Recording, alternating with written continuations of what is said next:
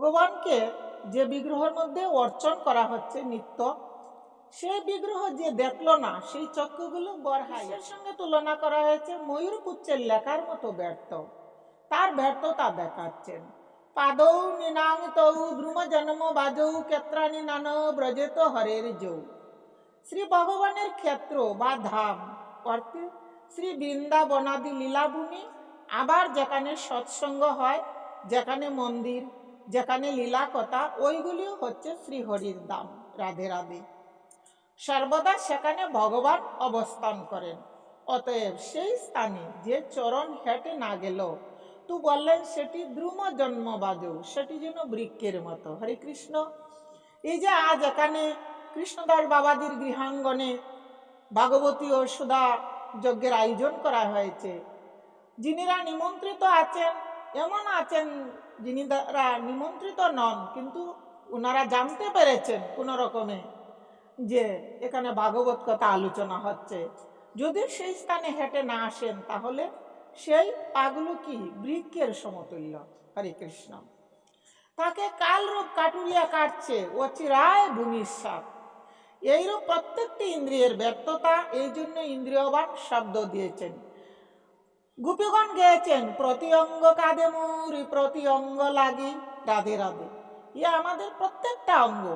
যদি আমাদের দুটো হাত না থাকে, যেদিন এই দুটো হাত অচল হয়ে যাবে, সেদিন গোবিন্দের চরণে ফুল তুলসী দিতে পারবো না।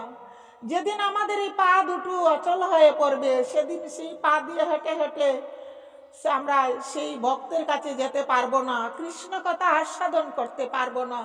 যেদিন এই হাত দুটো অচল হয়ে পড়বে, কৃষ্ণ ভক্তের সঙ্গে আলিঙ্গন করতে পারবো না, কৃষ্ণ ভক্তের চরণ ধুলি নিতে পারবো না, তাহলেই আমাদের ইন্দ্রিয়গুলো কি তখন ব্যর্থ হয়ে যাবে। যখন আমরা কি করব? তাই কি বলেছে যে মন হরি বল, দেহে থাকিতে সম্বল। আমাদের দেহে যতক্ষণ সম্বল আছে, সেই সময় আমরা কৃষ্ণ কথা বলবো, কৃষ্ণ সেবা করব। কিন্তু যখন আমরা একটা বাচ্চাকে বলবে মা বাবাও এখনো সময় হয়নি বাবা, কখন সময় হবে? গোপীগণ আরো গেয়েছেন যৌবনে থাকিতে বন্ধু এলো না, সময় থাকিতে বন্ধু এলো না। কারণ আমাদের যে যৌবনটা আমরা কি করি, সংসারের কাজে ব্যয় করে দিলাম। ব্যয় করে দিয়ে যখন আমরা আমাদের বার্ধক্য আসলো, তখন আমরা সেই কৃষ্ণ কথা একটু মনে নেই, কিভাবে একটু গোবিন্দ সেবা দেব, কিভাবে একটু সাধু সঙ্গ করব। কিন্তু সেই জীবন যৌবন দিয়ে দিলাম ও কার্যে। আমাদের যে মানব জন্ম কিসের জন্য হয়েছে? কৃষ্ণ বুঝিবার তরে সংসারেতে আইনু, মিছে মায়ায় বদ্ধ হয়ে এই বৃক্ষ সম হইনু। আমরা জগৎ সংসারে এসেছি কিসের জন্য? কৃষ্ণ ভজনের জন্য। কিন্তু সেটুকু আমরা মুখে মুখেই বলছি, শুধু সংসার সংসার, আমার আমার। আমরা কি আত্মীয় কুটুম্ব পরায়ণ। আমাদের যখন আত্মীয় স্বজন আসবেন, দেখবেন আমরা কি করব, কি খাওয়াবো। কিন্তু শাস্ত্র কি বলেছে? সবচেয়ে বড় দুর্ভাগাকে, যার জীবনে কোনো বৈষ্ণব নেই, সে হচ্ছে সবচেয়ে বড় দুর্ভাগা। হরি বল। কিন্তু আমরা আমার ছেলে, আমার মেয়ে, আমার আমার করতে করতে আমাদের এই কালটা শেষ হয়ে গেল। আমরা শুধু মুখে মুখে বলছি যে কৃষ্ণ ভজিবার তরে সংসারেতে আইনু, কিন্তু কাজের বেলায় কিছুই আমরা করছি না। তাই দেবর্ষী নারদ এইভাবে ঘুরতে ঘুরতে সহসা বসুদেব মহাশয়ের গৃহে একদিন উপস্থিত হলেন। বসুদেব মহাশয় দেবর্ষীকে দর্শন করে পরম আনন্দ লাভ করলেন, নিজেকে ধন্য বলে মনে করলেন এবং তাকে উত্তম আসনে বসিয়ে তার চরণ মূলে বসে একটি প্রশ্ন করলেন। ভগবান, সাক্ষাৎ শ্রী ভগবানের পার্ষদ আপনি, কৃপা করে শুভাগমন করেছেন, আপনার শ্রীমুখে ভাগবত ধর্ম শোনার ইচ্ছা করি। হরি বল। তিনি তখন দেবর্ষী নারদ বললেন, আপনি নিজেই তো ভগবানের পিতা, তারপরও কৃষ্ণ কথা শ্রবণ করতে চেয়েছেন। হরে কৃষ্ণ। ভগবান শ্রীকৃষ্ণ অর্জুনকেও বলেছিলেন যে সর্বধর্মান পরিত্যাজ্য মামিকং শরণং ব্রজ, ওহম তাম সর্বপাপেভ্য মুক্তৈষাইমা শুচো। যে হে পার্থ, তুমি সর্বধর্ম কর্ম ত্যাগ করে শুধু আমাকে স্মরণ করো, আমি তোমাকে রক্ষা করব। আরো কি বলেছেন? सर्वगिज्जतमां श्रीनु मे परमं बचो इष्ट हसि मे दृढ़मिति तु भक्कामिते हितम। কারণ সকল প্রকার সাধকের জন্য তার শ্রীমুখ বাণী গীতা, ওটিকে সার্বভৌম শাস্ত্র বলা হয়। ভগবান শ্রীকৃষ্ণ অর্জুনকে কি শুধু বলেছেন যে শ্রীমদ্ ভগবত গীতার কথা শুনিয়েছেন? না, অর্জুনকে উপলক্ষ করে আমাদের সর্বজীব সর্ব মানবের জন্যই এই শ্রীমদ্ ভগবত গীতা আমাদের জন্য রেখে গিয়েছেন। আমরা সেই শ্রীমদ্ ভগবত গীতা অনুসরণ করে যদি চলি, আমাদের কোনো অমঙ্গল হতে পারে না। রাধে রাধে। বলেছেন কি, তোমার কল্যাণ কিসে সেই কথা বলবো, তুমি ইষ্ট প্রিয় এবং সখা। সেইরূপ যারা আমার প্রিয় তাদের যে কোনটি সাধন আমি তোমাকে লক্ষ্য করি সেই কথা বলবো। তারপরে বললেন এই ভাগবত ধর্ম মন্মনবব মদ ভক্ত মদ জাজি মাং নমস্করু মামে বৈশ্যসি সত্যম তে প্রতি জানে প্রিয় হসিমে। সার কথা বললেন, তুমি আমাতেই মন সমর্পণ করো। এই মন সমর্পণের কথা, শরণাঙ্গের কথা বললেন প্রথম। বললেন কারণ যেই শরণাঙ্গ ভজন, শরণাঙ্গের সাধনাটি ভাগবত ধর্ম যাজনকারীকে এই সাধনায় পৌঁছাতেই হবে। শ্রবণ কীর্তন অর্চন বন্ধন যাই করা হোক, আসলে এই যে শরণাঙ্গ ভক্তি, এতেই সিদ্ধি। কারণ প্রথমই হচ্ছে নববিধা ভক্তির প্রথমই হচ্ছে শ্রবণ। কারণ যদি আমরা শ্রবণ না করি তাহলে তো আমরা জানবো না কিভাবে ভজন করতে হবে। কাজেই প্রথমেই কি করতে হবে? আমাদেরকে শ্রবণ করতে হবে। তাই ভগবান শ্রীকৃষ্ণ বলেছেন, প্রভু অর্জুন বলেছেন, প্রভু আপনি তো জ্ঞান কর্মযোগ সব কিছু বলছেন, কোনটা আমি করব, কোনটা আমার জন্য শ্রেয়? তাই বলেছেন তুমি আমাতে মনটা, তুমি এত কিছু করতে পারবে না, মনটা শুধু আমাকে দিয়ে দাও, তাতেই হবে। সুতরাং যদি তুমি আমাতে মনটা রাখতে না পারো তাহলে শ্রবণ কীর্তন করো। অর্জুন বলেছেন, প্রভু মন তো আমার পাগলা ঘুটকের মতো, মন তো আমার এক জায়গায় স্থির থাকে না, তাহলে আমি কি করব? বলছেন হ্যাঁ, এই জন্য তুমি শুধু মনটা আমাকে দিয়ে দাও, মদ ভক্ত হও মদ জাজি। যদি তাও না পারো তাহলে আমার অর্চনা করো, দুটো ফুল তুলসী দাও। যারা এক ফোঁটা জল আর একটা তুলসী পাতা শ্রী ভগবানের চরণে দেন, শ্রী ভগবান তাদের নিকট ঋণী। জয় নিতাই গৌর হরি বল। রাধে রাধে। নিজেই বলেছেন, ভগবান শ্রীকৃষ্ণ নিজেই বলেছেন, তুলসী দল মাত্রেন জলস্য চুলকেন চ বিক্রিণীতে সমাত্মানাং ভক্তব্য ভক্ত বৎসল। একটা তুলসী এক ফোঁটা জল কৃষ্ণায় নম বলে দিলেন, ভগবান ঋণী হয়ে গেলেন। হরি বল। কৃষ্ণকে তুলসী জল দেয় যেই জন, তার ঋণ শুধিতে কৃষ্ণ করেন চিন্তন। জল তুলসীর সম কিছু ঘরে নাহি দন, তবে আত্মা বেচি করে ঋণের শোধন। হরি বল। আপনি কৃষ্ণের ভজন করছেন, অনেকেরই প্রশ্ন হতে পারে আত্মা বিক্রি করে দিবেন তিনি, তিনির আত্মা কটা? তাই বলা হয়েছে কি, উনি আত্মা দিলেও পুনরা পূর্ণই থাকেন। কারণ পূর্ণস্য পূর্ণমাদায় পূর্ণমেবাবশিষ্যতে, পূর্ণ থেকে যদি পূর্ণ বাদ দেওয়া যায় তো বিফল পূর্ণই হবে। তিনি তো অজর অমর শাশ্বত বিরাট পুরুষ, সচ্চিদানন্দ বিগ্রহ। তিনি আত্মা দিলে সে আত্মা শেষ হয় না, তিনি সবাইকে দিতে পারেন। হরে কৃষ্ণ। তাই এই যে বলেছেন যে এক ফোঁটা জল আর তুলসী পত্র, এখন আমাদেরকে বুঝতে হবে সেই তুলসী পত্র আমরা কিভাবে দিব। শ্রীমান মহাপ্রভু এসে, আমরা অল্প আয়ু মন্দ বুদ্ধি কলির জীব অন্নগত প্রাণ, এসে কি করেছেন? বলেছেন হরিনাম সংকীর্তন করে আমরা এই ভব নদী পাড়ি দিতে পারবো। হাতে করো গৃহকর্ম, মুখে বলো হরি, অনায়াসে দিতে পারো ভব নদী পাড়ি। হরি বল। কাজে আমরা সেই ভব নদীটা কিভাবে পাড়ি দিব? ভব নদীটা পাড়ি দিব, আমাদেরকে আগে গুরুকরণ করতে হবে। গুরুই হচ্ছে সবকিছু।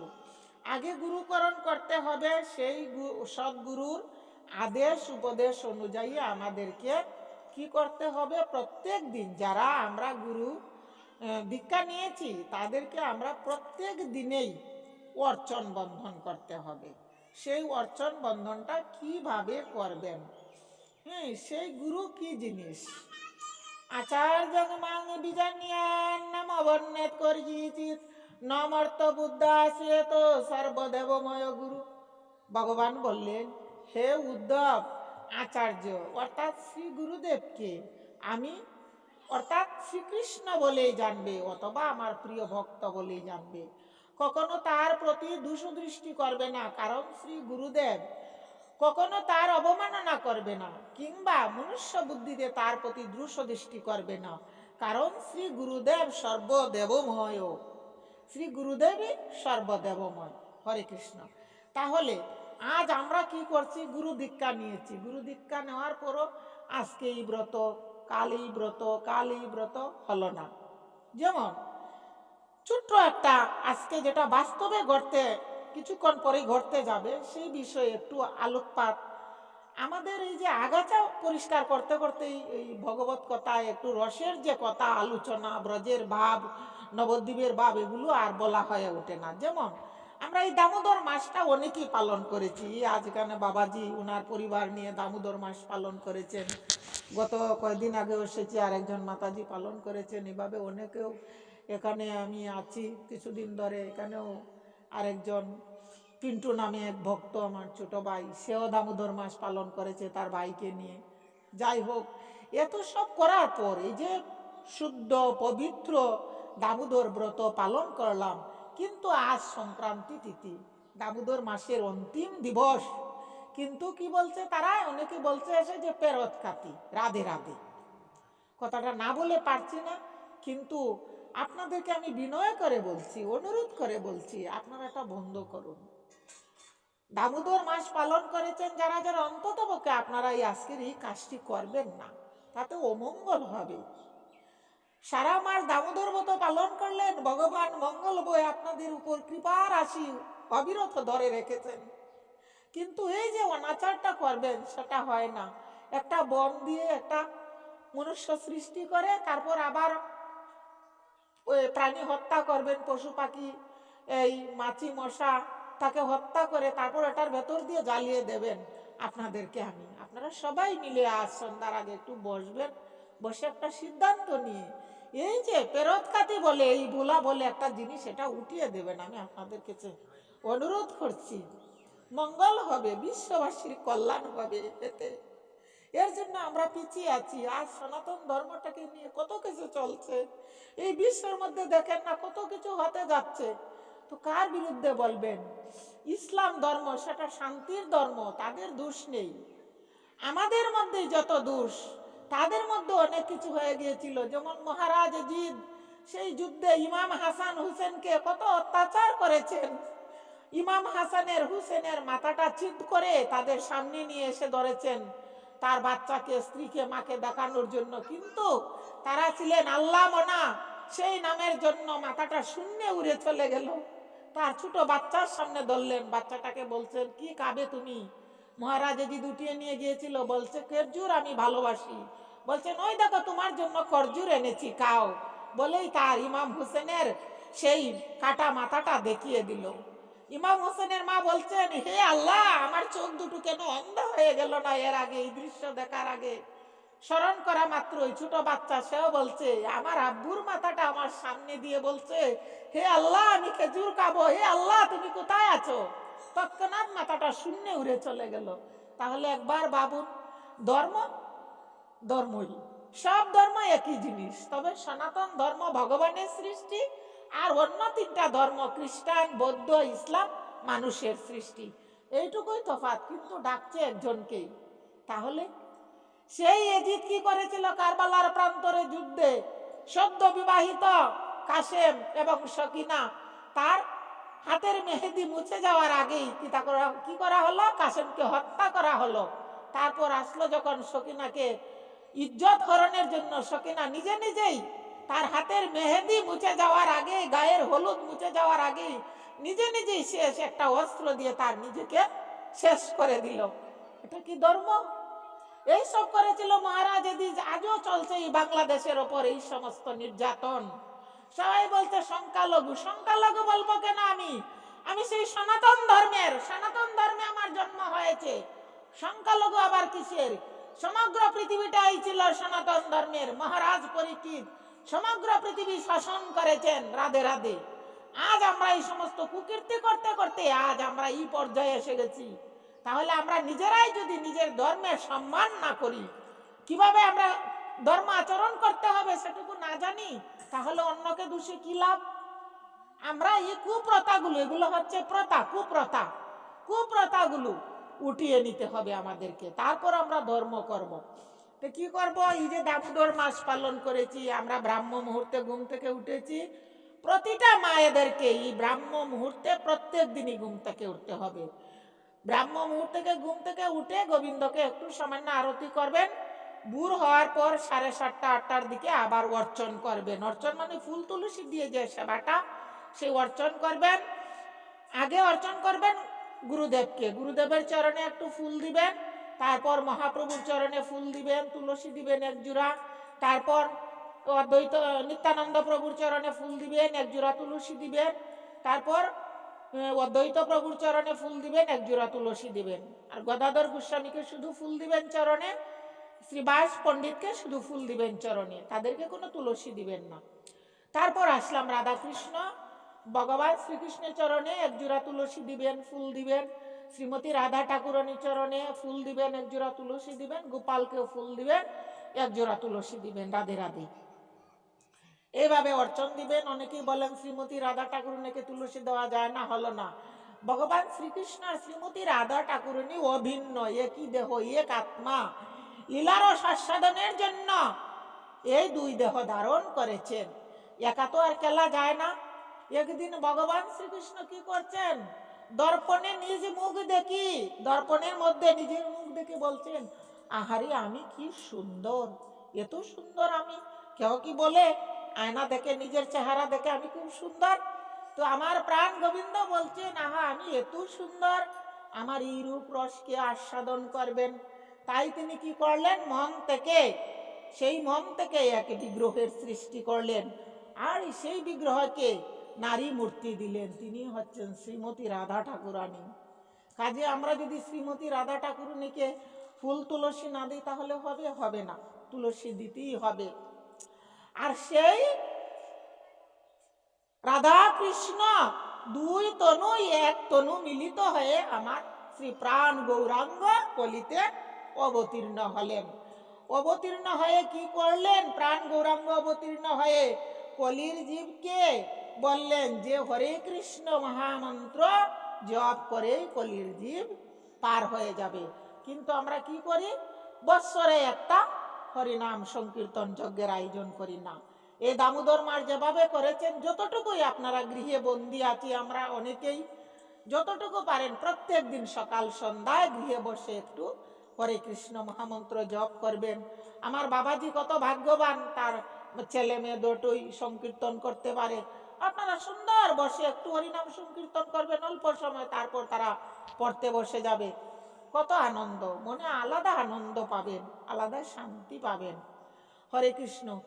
আমার মহাপ্রভু এসে কি করলেন? একদিন ঝাড়খণ্ডের পথে রওনা দিলেন। যেতে যেতেই প্রথমেই পড়লো কি কুলিন গ্রাম।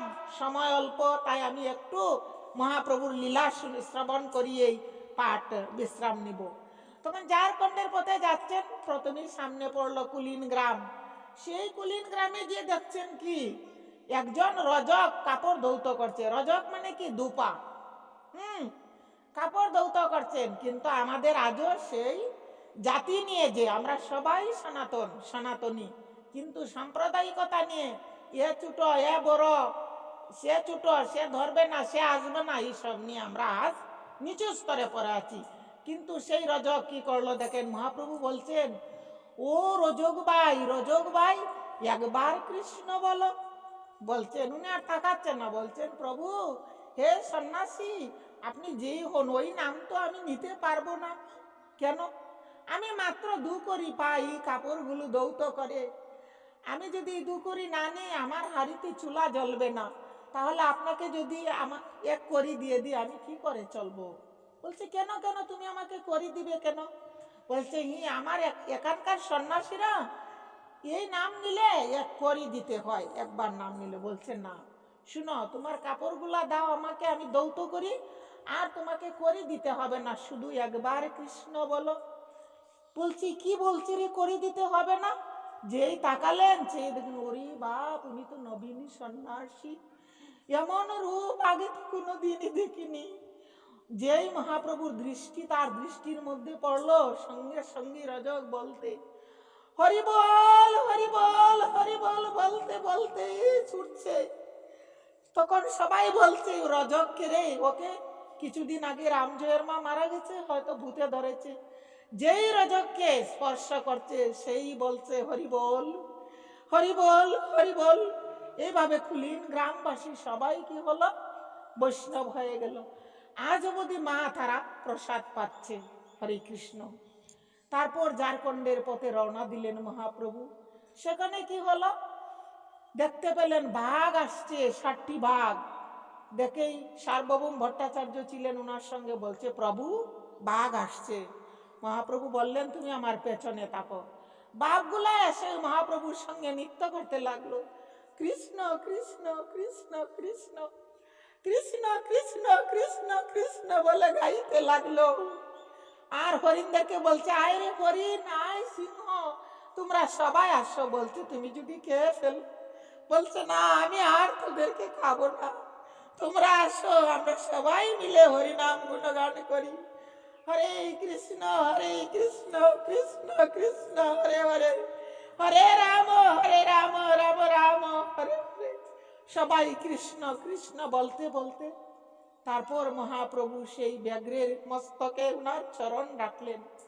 ব্যাঘ্রগণ বলছে, প্রভু আমরাও যাব আপনার সঙ্গে বৃন্দাবনে। বলছেন, দেখো তোমরা যে দেহ পেয়েছ সেই দেহ নিয়ে তো বৃন্দাবনে যেতে পারবে না, সবাই তোমাদেরকে দেখে ভয় পাবে, দৌড়ে পালিয়ে যাবে। তখন ব্যাঘ্র 7 জন বলছে, এ দেহ নিয়ে যখন বৃন্দাবনে যেতে পারবো না প্রভু, আর এ দেহ রাখবো না, এ দেহ দিয়ে কি কাজ? সেই 7টি ব্যাঘ্র এখানে জল তাদের আহার ত্যাগ করলো। 16 দিন পর্যন্ত অনাহারে থেকে 7টি ব্যাঘ্র এখানে দেহ ত্যাগ করে দিল। আর বলছে, প্রভু গো, আমাদেরকে যেন এই কৃপা করো, যেন আমরা সেই মনুষ্য জন্ম ধারণ করি, আর এই হাত দিয়ে তোমার চরণে 2টো ফুল দিতে পারি, 2টো তুলসী দিতে পারি। সবারই হলো, হয়নি, শুধু আমার এখনো মানব জন্ম পেয়েও আজ কৃষ্ণ ভজন হয়নি, গুরু ভজন হয়নি, গুরু সেবা করতে পারছি না, গুরুর আদেশ পালন করতে পারছি না, এমনই মানব জন্ম পেলাম। হরে কৃষ্ণ। আমার ভক্তিমতী মাতৃমণ্ডলী, আপনারা ভাগ্যবান, দামোদর মাস পালন করেছেন, এই ভাগবতী সুধা যজ্ঞের আয়োজন করেছেন। আমি আপনাদের মতো কৃষ্ণ ভক্তের সঙ্গ করতে পেরেছি, আমার জীবন ধন্য হয়ে গেল। যদি এখানে আমার প্রাণটা ত্যাগ হয়ে যেত, নিজেকে ধন্য মনে করতাম, কিন্তু এমন ভাগ্য কি হবে? আমার মতো নরকের কীটের জন্য আপনাদের মতো ভক্ত সবাই কৃষ্ণ কথা বলতে বলতে প্রাণ ত্যাগ করতে পারবো? আপনারা আমার জন্য কৃপা করবেন, জন্মে জন্মেই যেন আপনাদের মতো কৃষ্ণ ভক্তের কাছে সঙ্গ করতে পারি। হরে কৃষ্ণ। যাতে আমরা মহাপ্রভুর প্রবর্তিত গোস্বামীপাদ গণের আচরিত এবং প্রচারিত ব্রজরসের ভাব সাধনাকে অবলম্বন করে এই ভাগবত ধর্ম জীবন লাভ করে ধন্য হতে পারি, শ্রীমন মহাপ্রভুর শ্রীচরণে এই প্রার্থনা জানিয়ে আজকার ভাগবতী কথা আমরা এখানেই সমাপ্ত রাখব।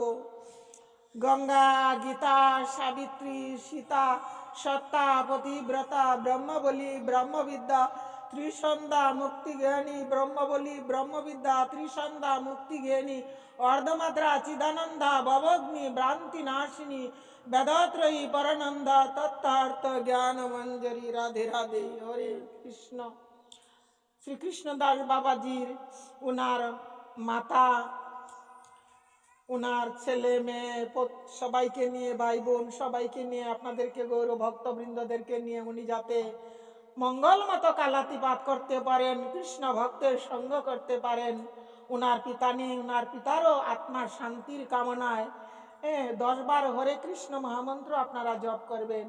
হরে কৃষ্ণ কৃষ্ণ কৃষ্ণ হরে হরে, হরে রাম রাম রাম হরে হরে, হরে কৃষ্ণ কৃষ্ণ কৃষ্ণ হরে হরে, হরে রাম রাম রাম হরে হরে, হরে কৃষ্ণ কৃষ্ণ কৃষ্ণ হরে হরে, হরে রাম রাম রাম হরে হরে, হরে কৃষ্ণ কৃষ্ণ কৃষ্ণ হরে হরে, হরে রাম রাম রাম হরে হরে, হরে কৃষ্ণ কৃষ্ণ কৃষ্ণ হরে হরে, হরে রাম রাম রাম হরে হরে, হরে কৃষ্ণ কৃষ্ণ কৃষ্ণ হরে হরে, হরে রাম রাম রাম হরে হরে, হরে কৃষ্ণ কৃষ্ণ কৃষ্ণ হরে হরে, হরে রাম রাম রাম হরে হরে, হরে কৃষ্ণ কৃষ্ণ কৃষ্ণ হরে হরে, হরে রাম রাম রাম হরে হরে, হরে কৃষ্ণ কৃষ্ণ কৃষ্ণ হরে হরে, হরে রাম রাম রাম হরে হরে, হরে কৃষ্ণ কৃষ্ণ কৃষ্ণ হরে হরে, হরে রাম রাম রাম হরে হরে।